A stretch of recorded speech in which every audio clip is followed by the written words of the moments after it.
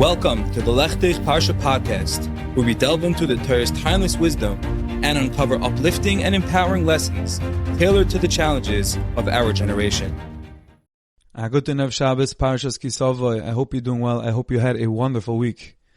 This week's shir is sponsored by Hassan Zalt's law firm, by Bluestone Brokerage, and by the Churns family. As well, it is sponsored by Asher Womark and his children of Chicago, Illinois, in honor of Jeff and Greta Baum, in honor of Sammy and Sylvie's wedding. This year could be sponsored by you in the future, or by your business, whatever you would like. Simply reach out to 845-367-2959. Last year, the day after Rosh Hashanah, Tzom Gedalia, I was very inspired and very uplifted by a sefer I've been reading by Reb Judah Michel. The sefer is called Baderech. And I wish that the story I read on Rosh Hashanah, I read it before Rosh Hashanah so that I could share it with people back then. I shared it with my mother on Tzom Gedalia, and she loved it, and it moved her. And I just remember saying last year that I hope I'll have the opportunity this year to share it, to connect it to a parsha next to Rosh Hashanah. And Baruch Hashem this year, we had Siyata Dishmaya, and this week, that divine assistance manifested, and now Baruch Hashem I'm able to share this story that really changed my life, that my mother really enjoyed, that others really enjoyed over the year, and finally I'm able to share it with you and connect it to this week's parsha. I'm very excited. As a side note, I highly recommend anyone who's looking for Sifrei Kodesh, things to uplift and to inspire them, especially during El Rosh Hashanah Yom Kippur. The sefer is called Baderech, Baderech. You can buy it in your local Svarim store. You could buy it on Amazon.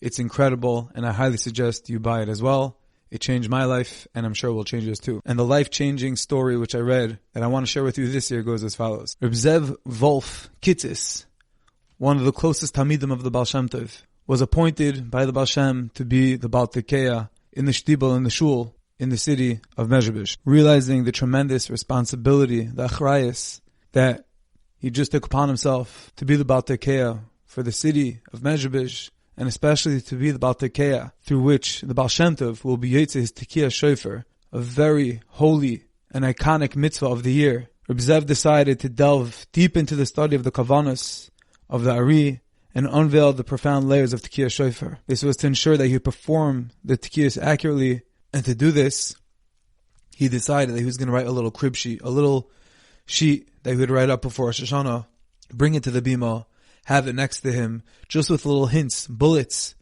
reminding him of the various kavanas that he has to have during the Tekiyas. Rosh Hashanah morning came, all the mispalim, all the people of Shtak came to shul, with emo, yira, with tremendous trepidation and awe for the great day of judgment. And the daven shachas, and there was weeping and wailing and crying. The sense of fear was literally palpable. And Reb Zev finally gets up to the bima for Tekiya Shofar. And the makri, the one calling out the sounds for Tekiya Shofar, was none other than the Baal Shem Tov himself.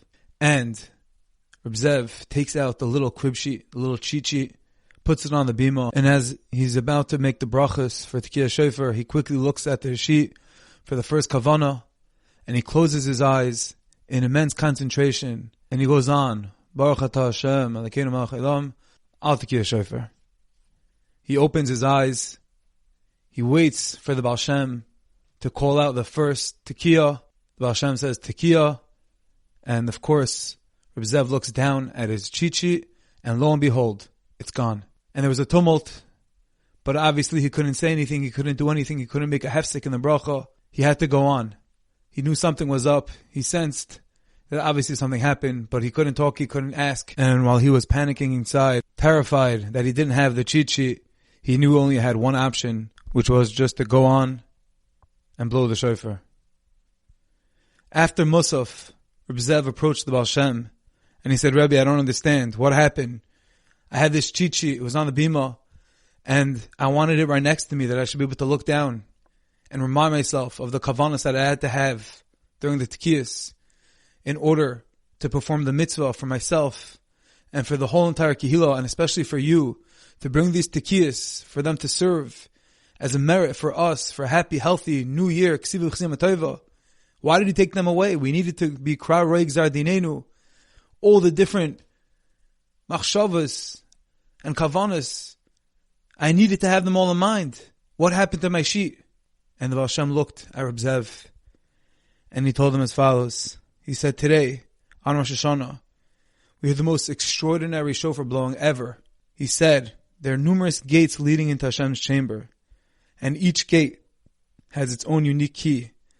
And throughout the year, these gates remain locked, and only on Rosh Hashanah, during the shofar blowing, are we granted access to the innermost chambers of the king.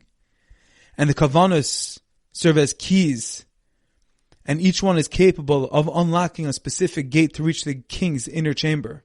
But there's one master key that opens all of the gates. That master key is the pure simplicity and the heartfelt prayer of a broken heart. Therefore, says the Baal Shem, I took away the paper. I took away a cheat sheet.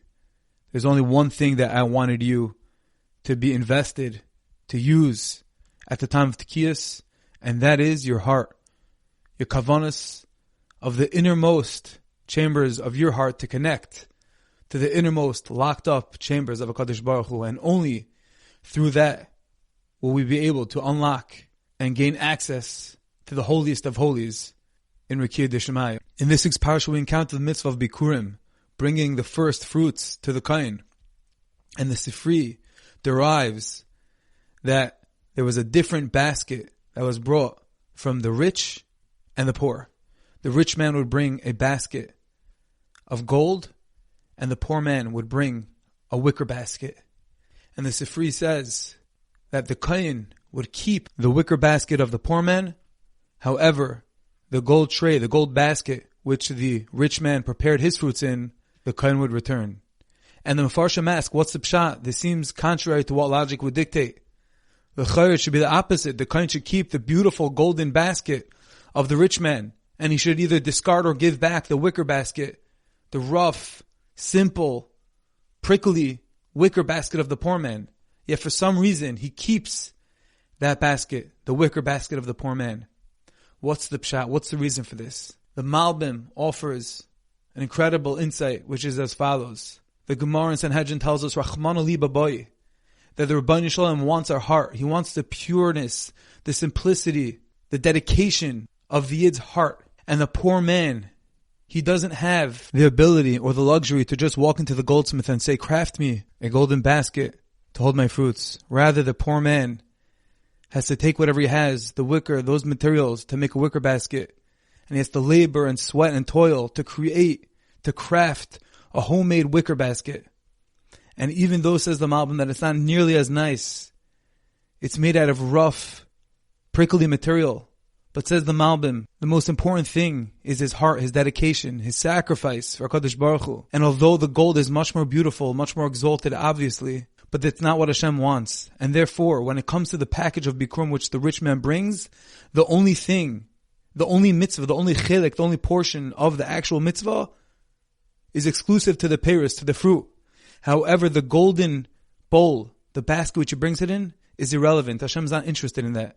Because there was no heart, there's no dedication or sacrifice, self-invested interest and passion in that basket, as opposed to the wicker basket of the poor man. In there lies sweat and tears and time and dedication and love for a mitzvah. And therefore, his package is not just a package of fruits of Bikkurim. Rather, says the Malbim, the actual basket becomes a tuffle. It becomes literally a part of the mitzvah because his basket represents love, sacrifice, and purity. That's literally sewn into the fibers of the basket. It's not just wicker. Rather, it's his Yiddishkeit. It's his passion, love, and fire for Torah, for mitzvahs that are weaved into this wicker basket. And therefore, the Kohen keeps that wicker basket as well, because it's mamish a part of the mitzvah. From the anecdote of the Baal Shem and this lesson of the Malbim, of Rachmana li baboy, that Hashem wants our hearts. We're running around, we're getting ready, we're preparing ourselves in the greatest way possible for Rosh Hashanah, for the Yom Adin, for Yom Kippur.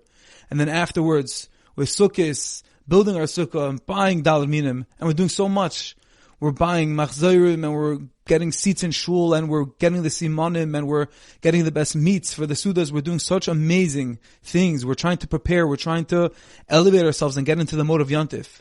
But we mustn't forget, amidst all of our preparations, amongst all of our kavanas and all of our holy and lofty intentions, we cannot forget for whom and what we are doing this for. And obviously the answer is, we're doing it for Kadosh Baruch Hu, we're doing it to become close to Him, we're doing it to be mamlechim, to claim Him again as our King, to renew our commitments, our kabbalas, our dedication to Yiddishkeit, to mitzvahs. And while we're doing all the preparations, and while we're trying to do the best we can with all the various mitzvahs, external, internal, whatever it is, we must remember that it's Rachmanu li b'bai. And of course, while we all strive to serve Hashem, always aiming to meet the golden standards in all that we do, whether it's by blowing the shofar or by performing any other mitzvah, let us ensure that we possess the unparalleled and treasure value of the simpler and more humble wicker basket, a true and sincere heart. Yes, El and Rosh Hashanah, Yom Kippur, Yom Neram, they're a time of awe, of Im and Yira, but we mustn't forget what a time of joy and simcha it is that we're able to reconnect to HaKadosh Baruch Hu, to be mamlechim again as King over the whole world, Al Kol Haaretz Kulai. We can't forget that it's on each and every one of us, ourselves, and we're so lucky, Asher Baruch Rabanu Mikol Ha'amim, we're the chosen nation, He exalted us, He cares for us, each one of us is His Ben Yachid. And when we keep this in mind, and when we keep in mind that we can't get overwhelmed, we have to do it b'simcha, we have to do it with happiness, and with all the great intentions that we have, let us not forget the main intention, the most simple and fundamental, which is Rachmanu li b'bai. Hashem just wants our heart. He wants us. He wants a connection with us. And when we have that in mind, we should be able to go into the Yontif and continue with our preparations with Yeshiva Das, with Savo, Menucha, and Simcha, and Mitzvah Hashem shall all be zeiche to ksiva chsima tova. I thank each and every one of you for listening, and I wish you all a wonderful Shabbos. I thank each and every one of you for listening. I hope you enjoyed, and I wish you a wonderful Shabbos.